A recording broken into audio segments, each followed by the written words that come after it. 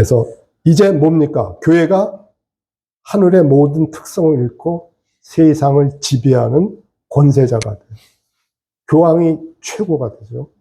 왕들도 벌벌 떠누게 되죠. 그리고 교황은 소위 말하는 우주적인 감독권을 하고 하나님의 말씀을 대신하는 자가 되고 모든 반대자에 대해서는 무서운 핍박이 있습니다. 거기에 보면 계시록 2장 20절에 보면 자칭 선지자라는 여자 이세벨을 네가 용납했다. 그가 네 종들을 가르쳐 꿰어 행음하게 하고 우상의 제물을 먹게 했다.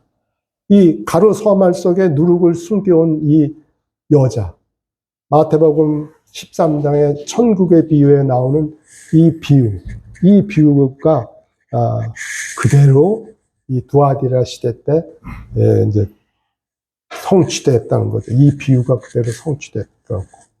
그리고 하나님의 말씀보다 이러한 이세벨의 가르침이 우선하고 악이 전파되고 우상 숭배, 영점 음행. 그래서 계시록에 심판할 때 큰 바벨론이라 땅의 음녀들과 가증한 것들의 어미라. 이러한 자들이 두아디라 시대 때 이러한 자들이 이제 심판을 받게 되는 거죠. 자, 근데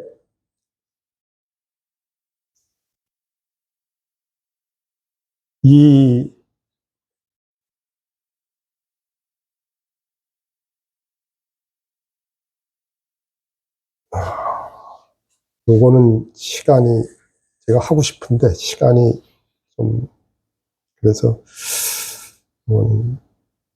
저희가 지금 우리 한글 성경에 간단하게 말씀드리면 한글 성경에 천국이라는 단어가 나옵니다.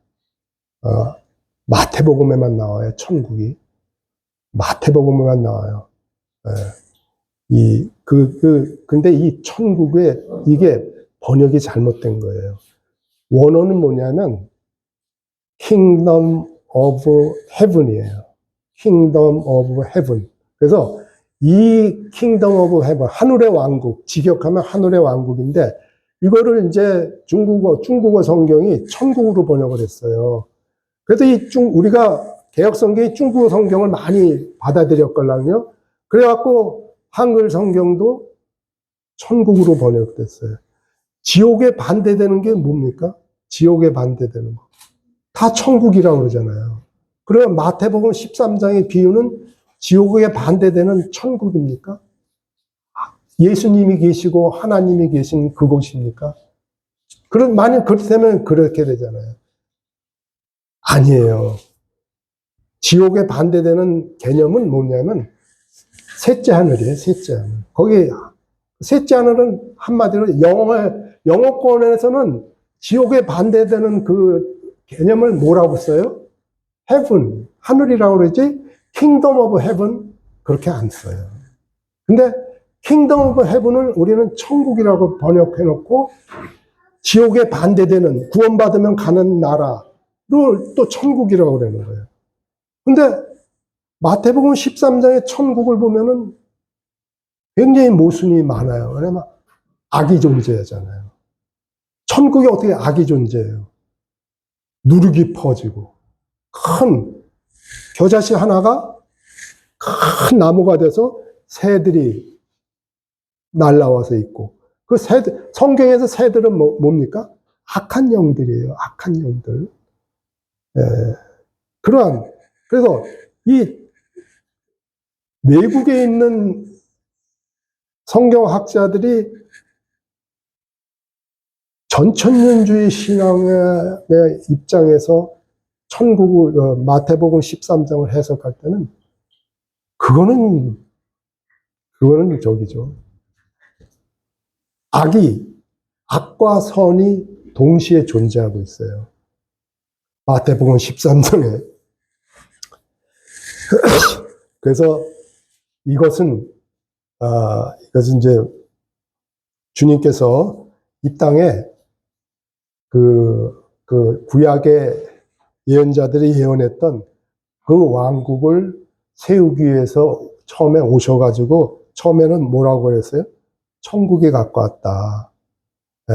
이게 천국이라는 것은 하늘의 통치를 받는 지상에 세워지는 왕국을 말하는 거예요.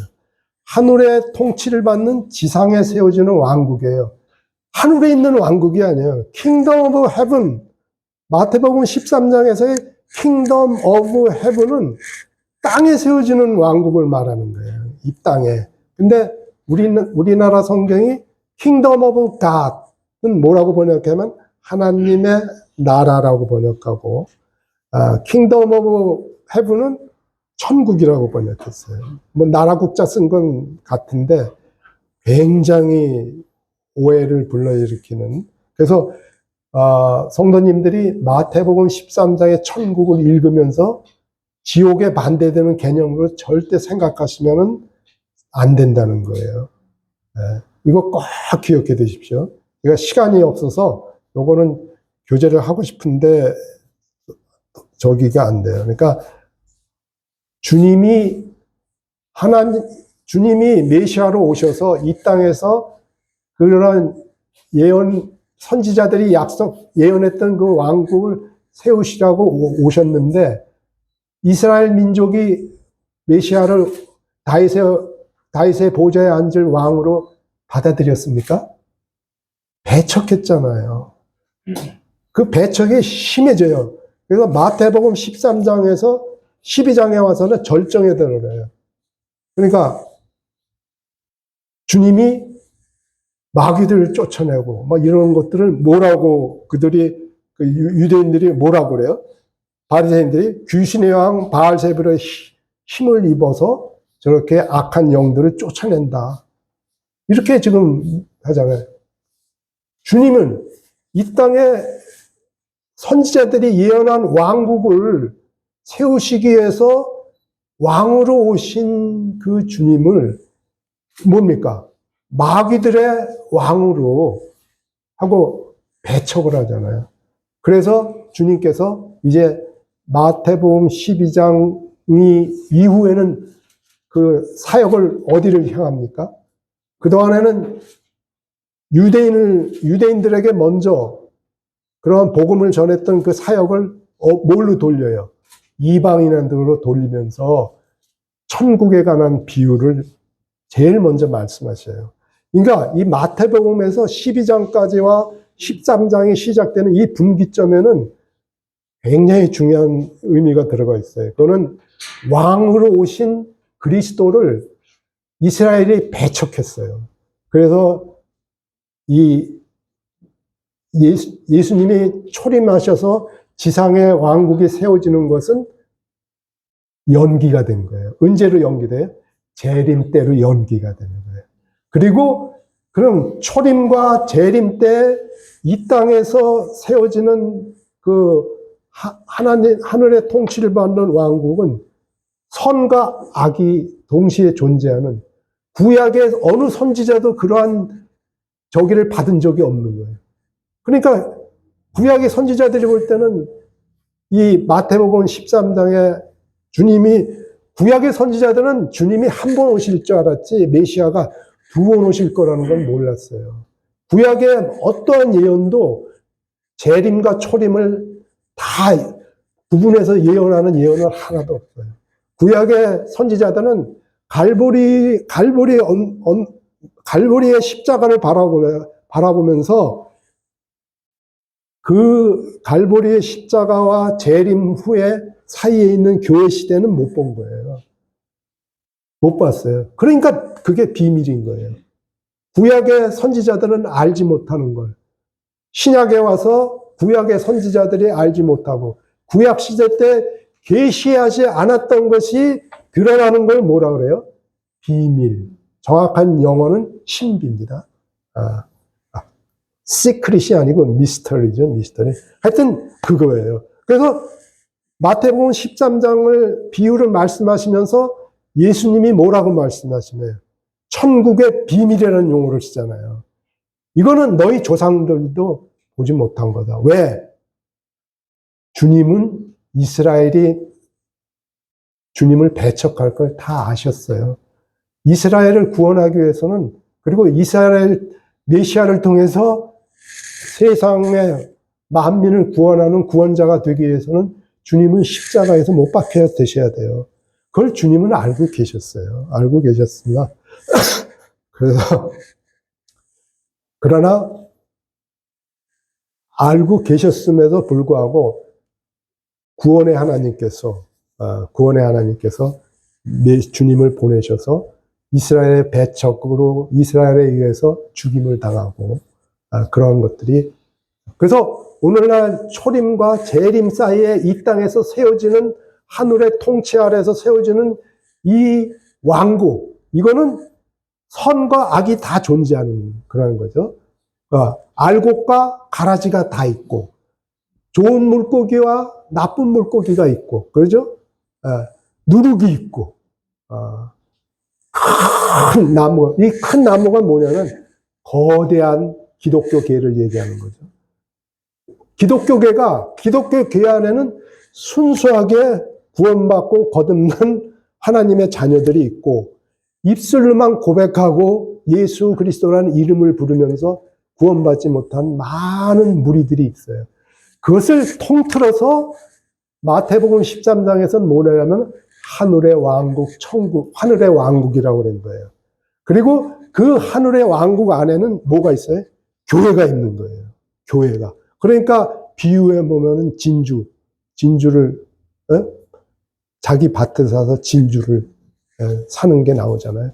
그러니까 이 마태복음 13장의 하늘의 왕국이라는 그 비유는 거대한 이 기독교계, 선과 악이 존재하는 기독교계, 이 지상에 주님이 초림하시고 재림하실 때 그 사이에 교회 시대에 존재하는 이러한 그런 기독교계, 하나님의 이름을 부르고 주님을 입술로는 신앙 고백하지만 그러한 모든 거듭나지 않은 자들, 이런 것들이 다 포괄적으로 있는 거를 갖다가 킹덤 오브 헤븐, 그 중에는 그야말로 거듭난 무리들만 이루어진 킹덤 오브 갓에 속한 자들, 교회가 있고 그런 거죠.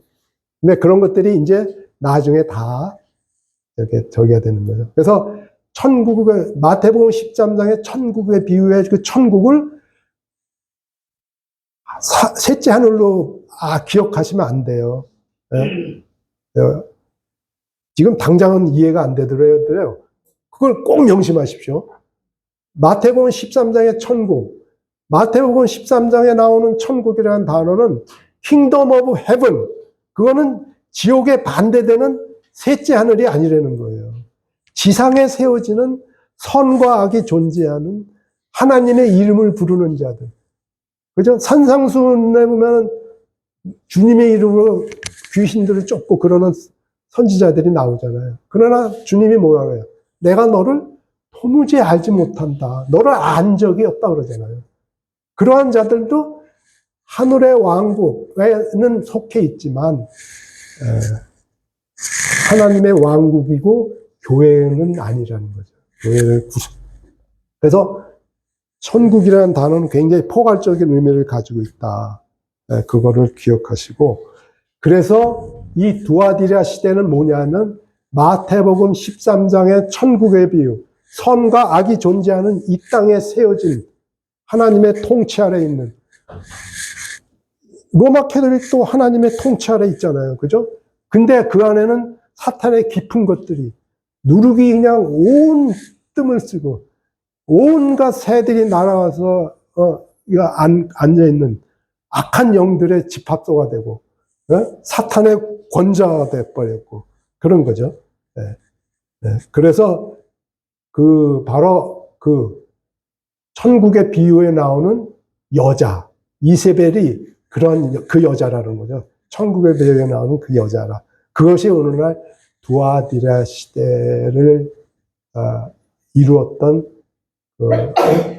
중세 암흑의 로마 캐톨릭의 그런 적이라는 거죠. 조금 이해되시죠? 자세한 거는, 그래서, 여기, 제가 이거 킹덤 오브 갓하고 킹덤 오브 헤븐 같은 차이는 제가 말씀드렸죠. 시간이 없어가지고, 하여튼 이런 이세벨의 가르침은 교회를 통한 구원.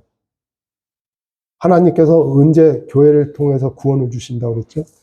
성사, 선행 이런 거 다. 고해성사, 이런 성인숭배, 연옥이 어디 있습니까? 면죄부, 화채설, 사제가 기도하면은 주님의 피가 되고 살이 되는. 그리고 종교회의. 이 종교회의가 열립니다. 8번 열려요. 그때마다 종교회의에서 난 결론이 뭡니까? 끔찍한 결론이 내죠. 1차 때는 교회의 세상 권력 통제를 위한 체계를 구축하고, 성찬식 집례는 성직자만 하고, 2차 콘스탄티노플 종교회의 때는 니케아 종교회의 앞에 결과를 승인하고, 3차 때는 유아 세례를 인정하고, 이게 이제 많이 있는데, 마리아가 하나님의 어머니라고 공인하고, 여기 보십시오. 이런 것들이 하늘의 황후라고 그러잖아요. 그러니까 예수님이 하나님인데 그 하나님을 낳은 어머니니까. 또, 자, 칼게톤에서는 성모 숭배를 이제 공식화해요. 마리아를 숭배해요. 마리아한테 기도하고. 그리고 이제 이 어거스틴의 신의 도성을 세상 통치를 위한 이론으로 받아들이고, 교회가 온 세상을 지배하는 것이 바로 하나님의 왕국이고, 그래서 무천년설을 실제적으로 에베소 종교회의를 통해서 공식적으로 선포되는 거예요. 공식적으로 선포되는 거죠.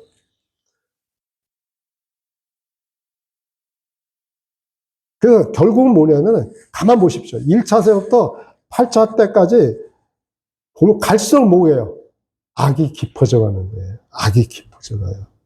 그래서 이 사탄의 깊은 것들, 이게 개혁성경에는 깊은 것이지만 복수입니다. 세상에 사탄의 깊은 것들이에요. 거절한 자들. 이제 반대자에 대한 무서운 핍박, 이 사탄의 깊은 것들을 거절한 자들에 대해서 정말 잔인한 이 바울파, 보고밀파, 알비파, 왈도파들에 대한 끔찍한 박해가 일어나죠. 이분들은 그러한 신앙을 그대로, 초대교회 사도들의 가르침을 그대로 받아들이고 전천명주의 신앙을 그들의 저기로 삼고, 이러한 잘못된 잘못된 가르침으로 온 세상을 악으로 물들게 하는 이러한 기성교회 로마 천주교를 담대하게 거부하고, 너희들은 거짓교회라고 선언하고, 그런 걸로 인해서 이렇게. 이분들의 특징은 뭡니까? 초대교회에서부터 그리스도의 제자들의 특징은 무기로 대항하지 않았어요. 무기로 대항하지 않았어요. 이러면 칼로 망한다는. 그래서 주님이 로마교회에 대한 그 두아디라 시대의 그 교회에 대한 심판을 하시죠. 너희들 던질 것이다. 사망으로 그에 던질 것이다. 그래서 이세벨의 죄에 자발적으로 참여한 자들, 이세벨과 불법적인 관계를 맺고 있는 자들에 대해서 하나님께서 심판하실 거예요. 영원한 죽음의 심판, 지옥 형벌의 심판을. 물론 로마 캐톨릭 안에도 구원받은 사람들은 있는데, 그러다 이제 이기는 자들, 두아디라 시대에 그 교훈을, 사탄의 깊은 것들의 가르침을 받지 아니하고, 그런 자들은 내가 올 때까지 주님의 가르침을 굳게 붙잡으라. 그랬을 때 너희들에게 장차 새벽별을 주리라.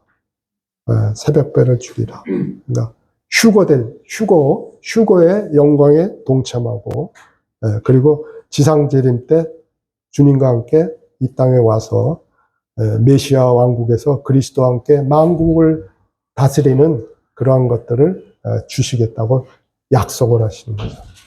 이기는 자에 대한 약속. 여기서 이기는 자라는 것은 특별한 무슨 무리를 얘기하는 건 아닙니다. 주님의 가르침에 순종하고 믿고 순종한 자들, 그런 자들을 말하는 겁니다. 그래서 많은 사람들이 있었어요. 그 당시에, 존 위클리프 같은 사람, 이분, 옥스퍼드 대학 교수였죠. 이분은, 천주교에 대해서 너무나 이제 이렇게 저기를 하니까, 나중에 위클리프가 죽으니까 어떻게 해요? 무덤을 파헤치고, 뼈들을 모아서 화형에 쳐요. 로마. 얼마나 이를 갈았으면 이러겠습니까? 부관 참시 뭐 그런 거죠.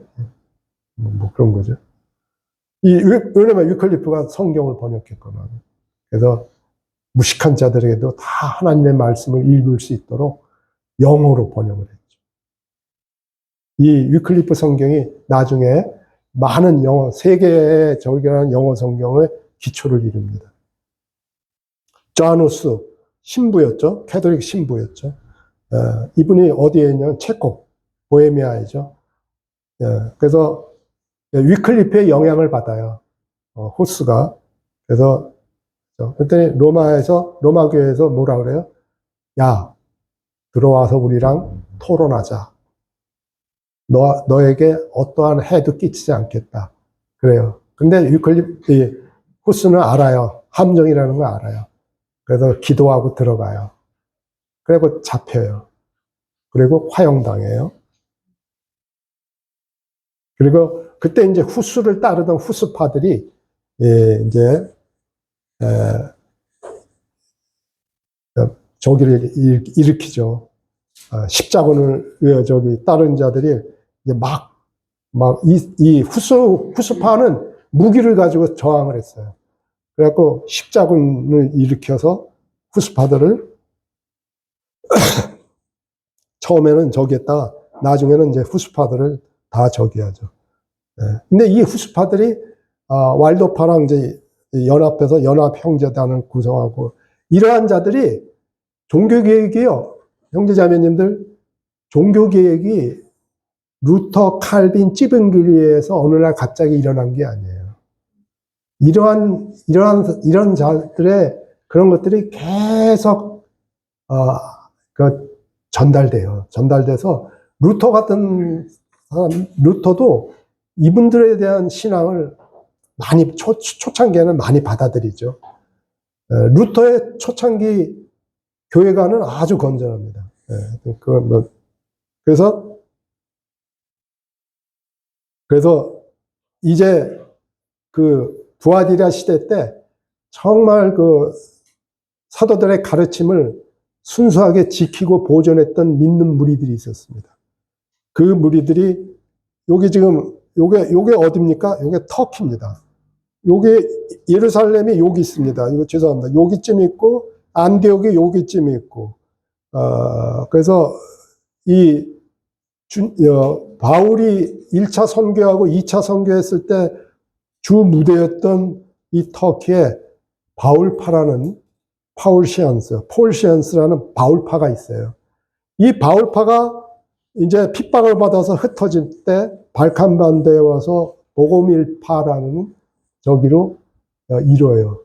그리고 또 이제 나중에 12세기서부터 16세기에는 왈도파라는 것들이 유럽 전역에서 초대교회의 믿음을 그대로 지키는 무리들이 생기고 여기에는 이제 프랑스의 여기는 알비파 이게 대표적인 이 두아디라 시대 때 신약교회의 진리를 준수하고 하나님의 말씀에 순종하며 하나님의 진리를 지키고 보존하고 순종하고 하나님을 증거했던 사람들이 대표적인 무리들이 바울파서부터 시작해서 보고밀파, 왈도파 그리고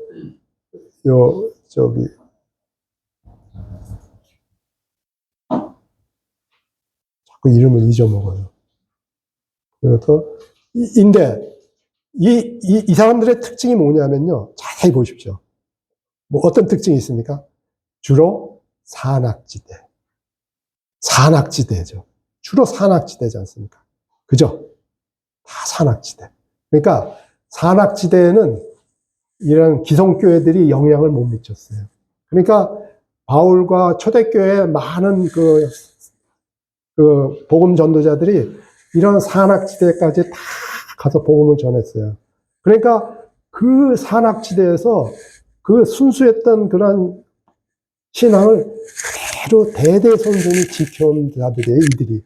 그러니까 이들을 잡아다가 신문하면은 너희들의 시작은 누가, 그러니까 너 교주가 누구야? 이런 식의 질문을 하면 사도들이라고 그러는 거예요. 우리는 사도, 우리의 조상의 조상의 조상들이 사도들의 가르침을 따라서 오늘 지금까지 왔다. 이런 식으로 답변을 하는 거죠. 그래서 이 특징들이 산악지대, 그러니까 종교 조직이나 이런 데서 타치를 못하는. 근데 이 두아디라 시대 때 이 사람들이 이제 활동을 하기 시작해요. 그러니까 도시로 나가서 복음을 전하죠.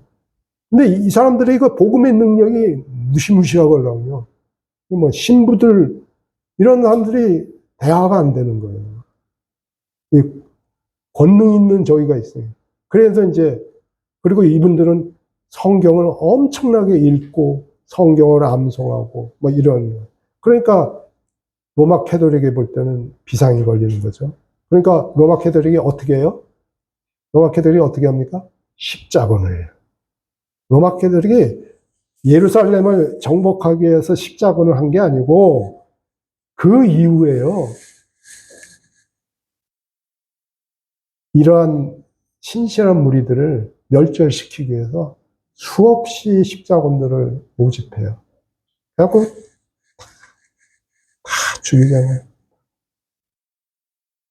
그래서 제일 먼저 바울파가 소아시아의 사도적인 교회였어요. 네. 복음이 안디옥에서 북쪽으로 퍼져나갔죠. 그래서 많은 복음을 선포하고 교회를 세웠고 신약의 원칙을 지키는 교회들이 계속해서 그 산악지대 거기가 바울이 복음을 전할 때 이고니움 거기 1차 전도할 때 네다섯 군데 도시가 높이가 해발 3,000m 이상 되는 곳이에요. 3,000m 이상 되는 무슨 산맥 위니까. 그런 데는 순수하게 그들이 이렇게 바울파라는 저기가 있었죠. 그래서 이들이, 여기 보시면은, 이제 제 교회사 책 보시면 그대로 잘 기술되어 있습니다. 그래서 그리스도와 사도들의 가르침을 순결하게 고수했던 제자들이고, 근데 이런 침례받은 신자들의 교회가 그 지역에 광범위하게 존재했다는 거예요. 네. 그래서 이들은 이 기성교회, 세속적인 교회들이 국가와 교회가 연합하고 유아세를 통해 믿지 않은 자들을 영접하고 만찬을 베푸며 악행을 저지르는 것을 인해 교회의 이름을 상실했다고 선언하면서 그들에게 교회의 명칭을 부여하는 것을 거부했다. 여기 보시면은 바울파의 신앙이 얼마나 순수했는가는 한번 보시면은요, 참 저기하죠. 그런데 여기에 바울파의 신앙을 기록한 진리의 열쇠라는 책이 있어요. 이 책이 대개 이 로마 캐톨릭이 이 십자군을 동원해서 핍박할 때는 모든 서적을 불태워요. 그렇기 때문에 이분들이 썼던 책들이 기록이 별로 없어요.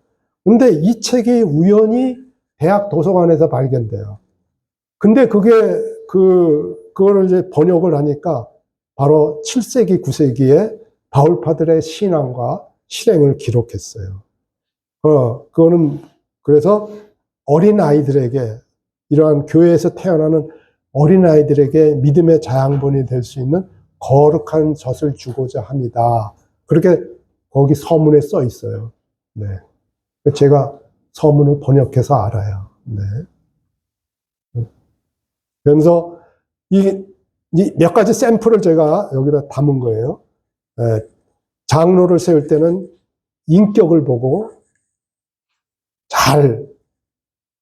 아기가 태어나면 장로들에게, 부모에게 어떻게 키워야 될 건지를 조언하고, 기도와 성경 읽기. 그들은 성상, 십자가, 뭐 이런 것들 헛된 것을 따르지 않고, 뭐 이런 것들을 다 캐톨릭에서 하는 것들을 신성모독이라고 간주했고, 그랬을 때 이제 바울파에 대한 핍박이 일어나죠. 무자비하게 탄압을 하죠.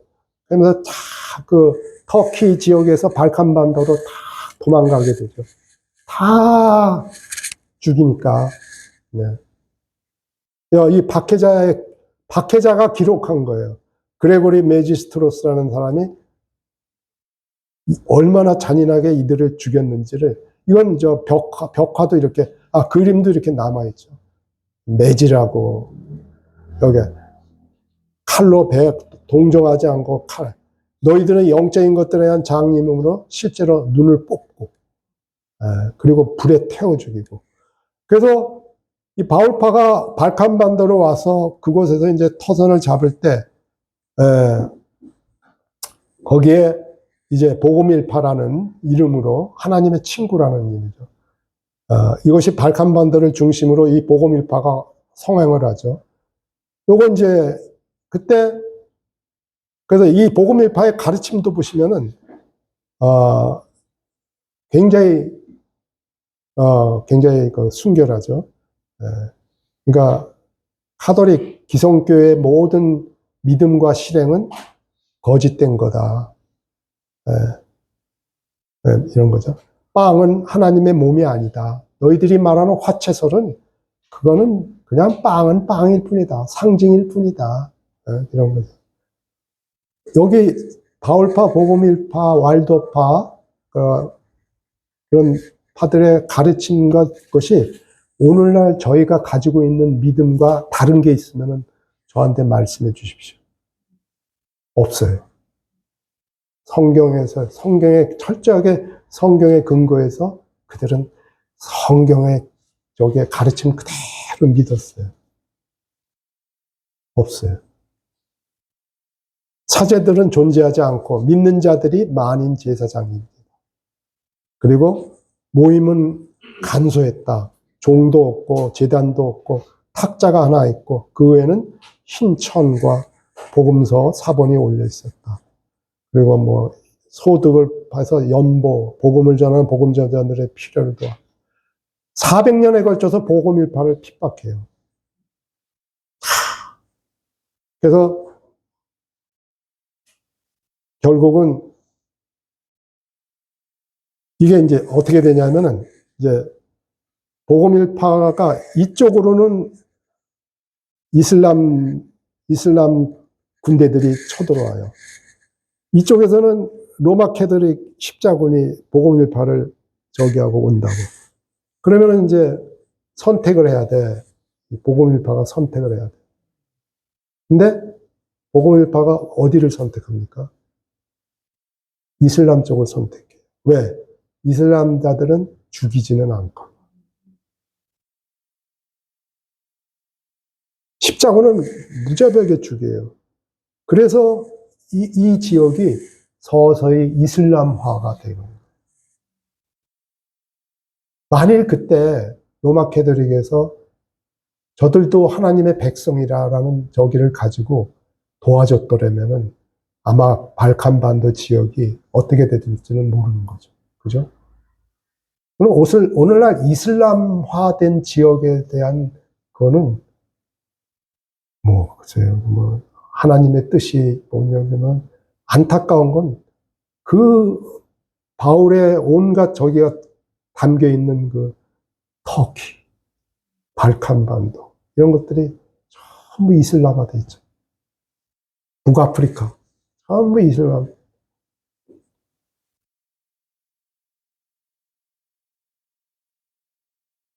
또 알비파가 있습니다. 이거는 프랑스의 산악지대 알비파. 이분들도 마찬가지예요. 항상 이들은 왈도파, 복음일파, 이 알비파들은 서로 교제를 했어요. 서로, 왜냐면, 큰 로마 캐톨릭이라는 어둠의 종교하고를, 그를 교회로 인정 안 하고, 순수하게 신앙 안에서 하나가 된 교제를 이렇게 이루어 왔죠. 그래서 이쪽에서 핍박받으면 흩어지면 이쪽으로 가서 이런 식으로 했죠. 이 알비파의 신앙도 보시면은, 보시면은, 오늘 우리가 믿고 있는 바랑 다를 게 하나도 없습니다.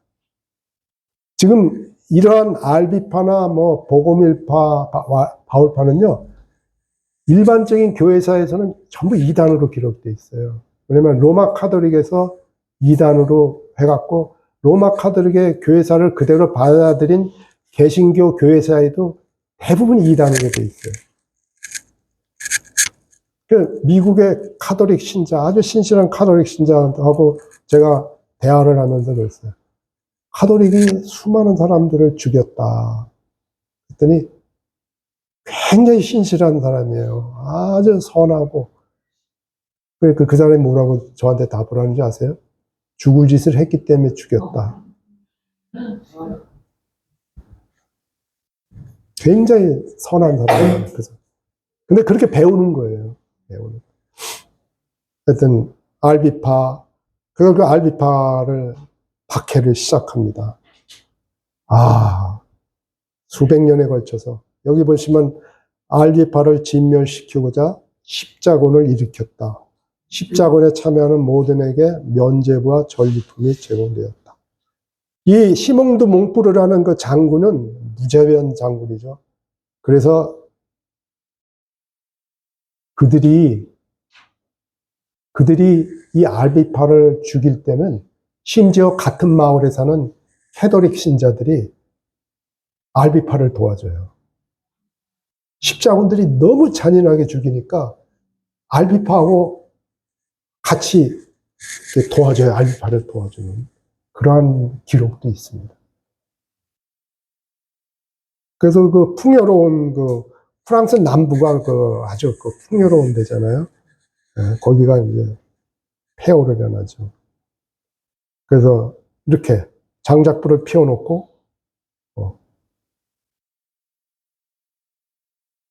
여기 보시면은 미네르바가 점령됐을 때 140명의 이제 미네르바에 이제 십자군들이 들어왔죠. 그랬더니 140명이 있었다는 거예요. 그러니까 드몽프르 장군, 잔인한 장군이 장작 더미를 그래서 불을 붙여놓고 카톨릭 신앙으로 개종하든지 아니면 장작 더미로 올라가든지 둘 중 하나를 선택하라고 말했다. 그때 그들은 교황이나 사제의 고연은 결코 가지고 있지 않으며 오직 그리스도와 그분의 말씀을 가지고 있을 뿐이다 라고 대답했다. 장작 더미에 불이 붙여졌고 그 고백자들은 주저없이 불꽃 속으로 들어갔다. 어떻게 들어갔는지 아세요? 찬양을 하면서.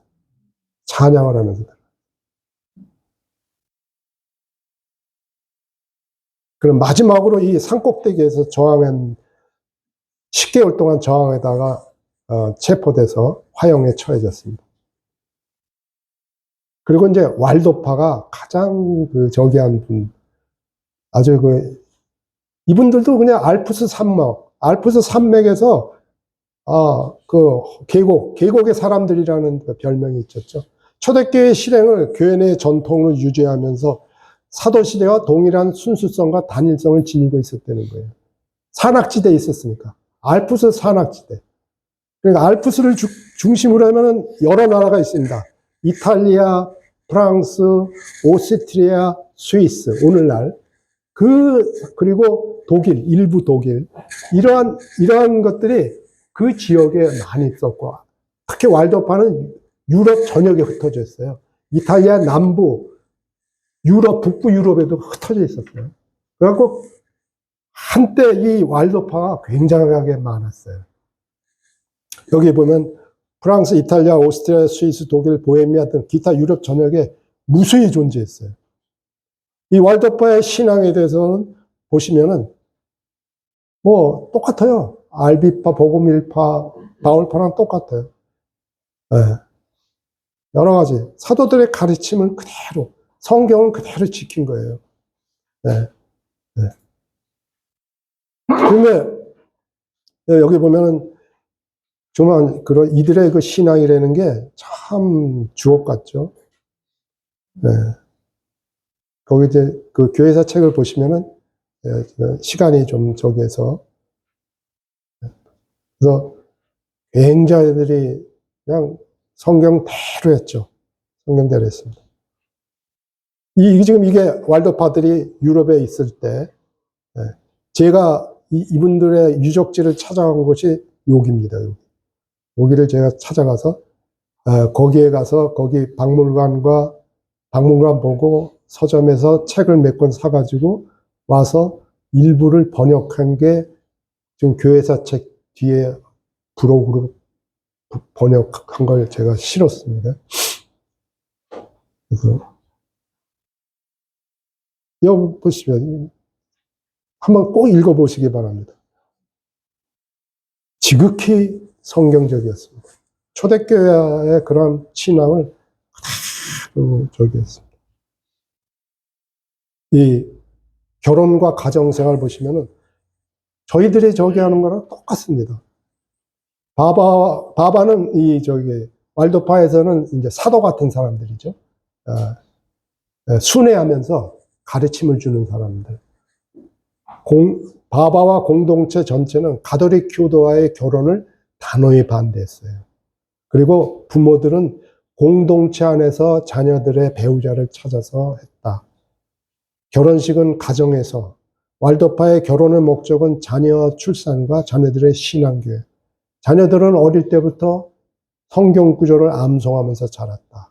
왈도파들이 어느 정도냐면요, 신약 성경 전체를 암송하는 거는 뭐 수도 없이 많았어요. 왜냐면 그 당시에는 어떻습니까?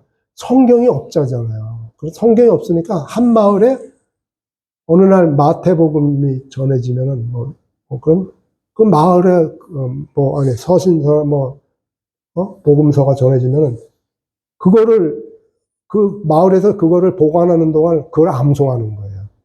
그러니까 어떤 형제는 마태복음 1장, 어떤 형제는 마태복음 2장 이렇게 암송을 해가지고 그것이 없을지라도 필요한 말씀이 있을 때는 그 암송한 저기가 그분들이 하루 일과를 끝나면은 항상 모여서 한 게 성경을 암송하는 거예요. 성경을 읽고 암송하는 거예요. 대부분이 농부였어요. 대부분이 농부였어요. 그리고 하루 일과가 끝나면 모여서 암송하는 거예요. 그래서 나중에 그 로마 캐톨릭에 때도 잡혀서 신문 받을 때 그 신문관이 기록한 거에는 뭐가 나오냐면 이들 중에는 신구약을 전체를 암송한 자들도 많았다. 이렇게 기록되어 있어요. 그리고 이들이 이제 복음을 전하기 위해서 사람들이 많은 시장터에 나가면은 거기에 이제 카톨릭 신부들이라고 수사들이나 신부들하고 이렇게 하면은 이 왈도파 사람들을 대적을 못해요. 왜냐면 이 사람들은 뭐라고 하면은 시편 몇 절에 하나님께서 말씀하시기를 와다다다다다. 그걸 무슨 그 말씀의 권능 앞에 어떻게 대적을 할 수 있어요. 그러니까 시장에서 왈도파를 만나면은 신부나 수사들이 도망쳤다 그러는 거예요. 그 정도로. 왜냐면 조롱당하니까.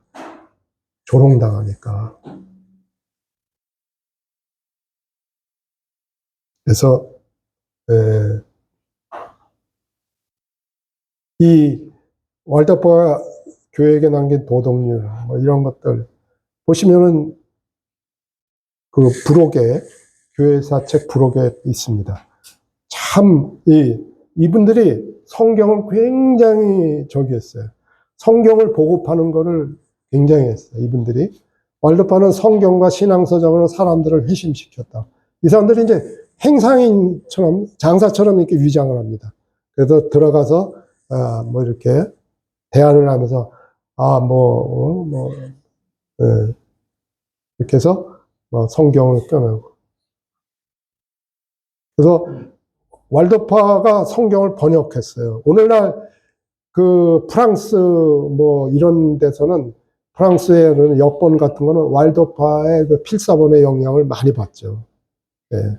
왈도파가 얼마만큼 성경을 사랑했는지는 여기 지금 제가 말씀드린 이들은 그냥 열심히 성경을 필사하고 암송하고 그랬죠.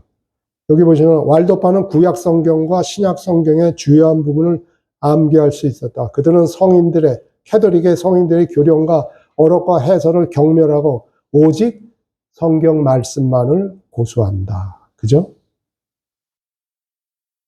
성경 읽기 모임을 조직했다. 사제들이 그거를 중단시키고 애썼지만 나중에는 이제 이를 해산시키고 불태우고 그러죠.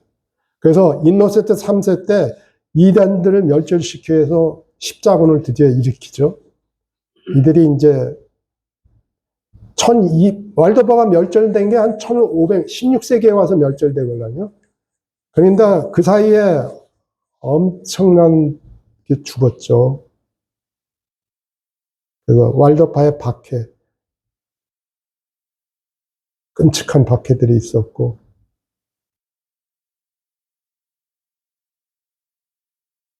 아주 잔인했던 거 예를 들면은 엄마가 안고 있는 아이를 거꾸로 달고 칼로 반쪽을 내는 거예요. 그리고 돼지우리에다가 청년들을 집어넣고 이 배를 갈라가지고 돼지가 그 청년의 창자를 뜯어먹게끔 그러면서 죽어가는 거를 보면서 즐기고 그랬다는 거예요. 이건 기록에 있는 겁니다.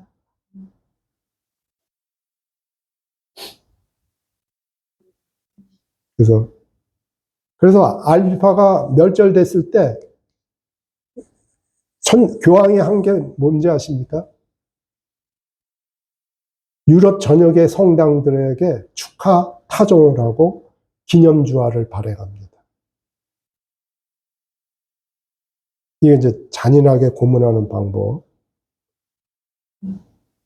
그러니까 이게 뭐예요? 시뻘겋게 달군 거를 이렇게 손으로 잡고 9발자국을 걸어야 돼요. 그리고 나서 그 손을, 그러면 이게 다 탔을 거 아니에요? 그거를 천으로 감싸고 3일 있다가 그것이 깨끗이 나면 죄가 없는 거고.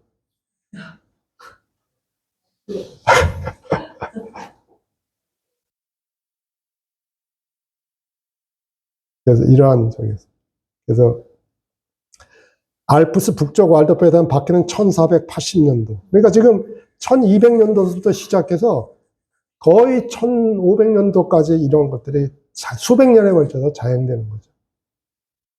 1486년에는 이제 교소를 발행해서 이 알프스의 산악지대에다가, 근데 그 싸움이 100년이 지속됐다. 그 정도로 이게 마지막인데요. 그렇게 해서 이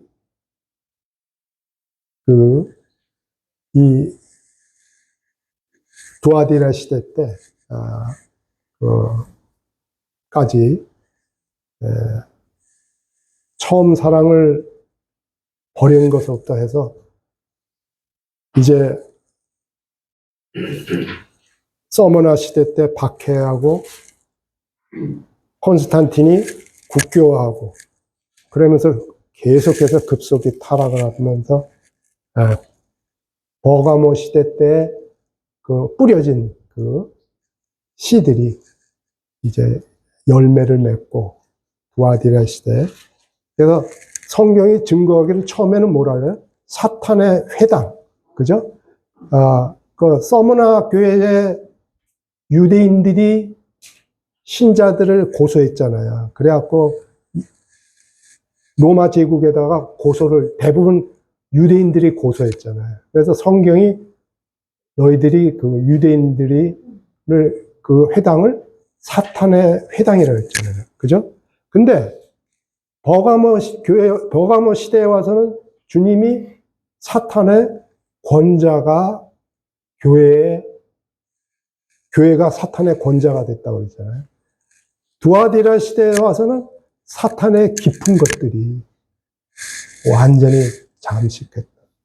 그러니까 로마 카톨릭의 가르침과 실행은 온갖 죄악으로 물들어 있는 그것은 사탄의 깊은 것들이에요. 깊은 것들이라는 단어가 고린도전서 2장에도 나와요.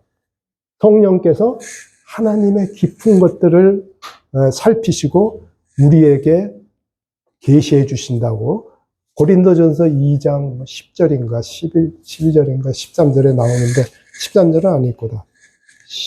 하여튼 2장 10절인가에 나와요. 하나님의 깊은 것들. 이 두아디라 시대에서는 사탄의 깊은 것들이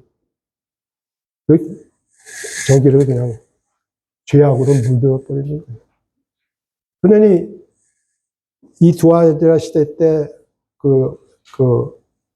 이세벨 여자가 한 것이 성령의 사역과 얼마나 대적하는 것이고 그것이 얼마나 하나님을 대적하는 거냐 이거죠.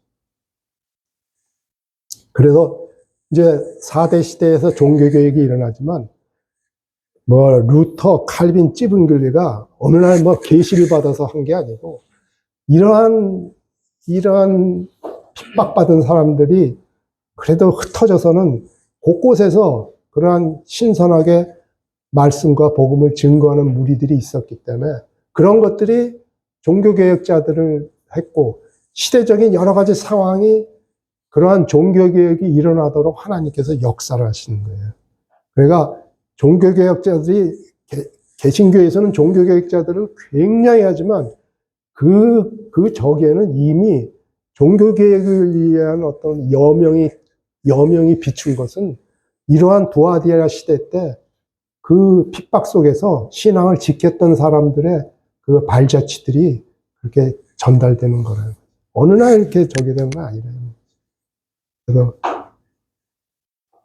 지금 시간이 많이 돼갖고 제가 그 교회사 책 그거를 읽어보시면은 제가 이거 말씀 못 드리고 여기에 있는 거 말씀 못 드리는 게 잘 기록되어 있습니다. 꼭 읽어보시면은 좀 늦어졌습니다. 예.